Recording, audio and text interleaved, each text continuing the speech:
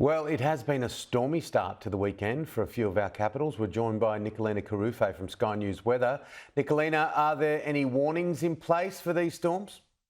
Well, we're watching that very closely here at Sky News Weather. At the moment, no severe weather warnings, but certainly some storms travelling across the southeast. You could have been woken up by a rumble of thunder across Sydney, looking very gloomy early in the morning. Sally here disembarking off a cruise ship. I think pretty good timing there in terms of that weather across the capital. Now, it's not just Sydney. Adelaide had a few rumbles of thunder as well very early on in the morning as that trough crossed over. Melbourne itself as well, some suburbs picking up over 10 millimetres there, and a consistent flow of showers across Tasmania there. A road weather alert is in place. We have a little bit of low-lying fog around there and also quite a bit of wet weather.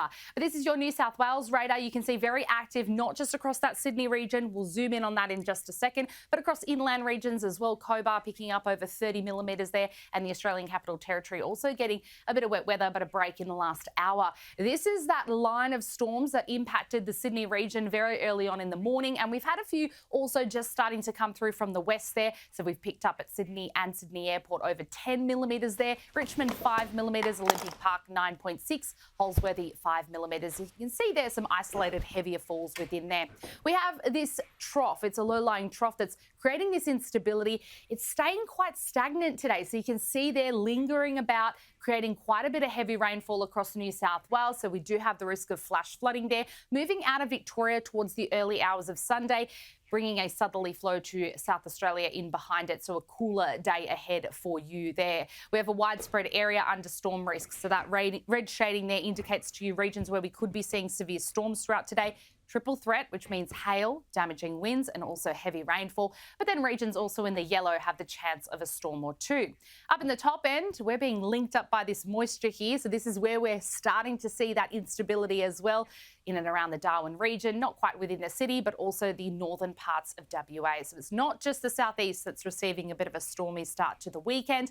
We're getting some storm activity starting to really enhance towards the afternoon and evening throughout more inland regions of the Northern Territory, through central areas such as the Alice, and a consistent flow of showers for the tropical coast there. But we're expecting that storm activity to pull back throughout parts of Queensland. What we are focusing on in Queensland is certainly the heat. We do have low to severe grade heat wave in place for much of the state. You can see there pockets of red throughout the inland. That's over 40 degrees today. Also quite warm throughout the central parts of WA. So this is our heat wave forecast for your Saturday. You can see some pockets of extreme across WA and also just inland regions of Queensland, but Brisbane is also under that low intensity heat wave. So it's a warm one for you across that southeast, 31 degrees in Brisbane, a lot of stormy skies and icons across our map here for Sydney, Canberra, showers starting to pull back in Melbourne towards your Sunday, Hobart 22 degrees and a bit of a gloomy weekend for you, and quite warm in Perth at a top of 33.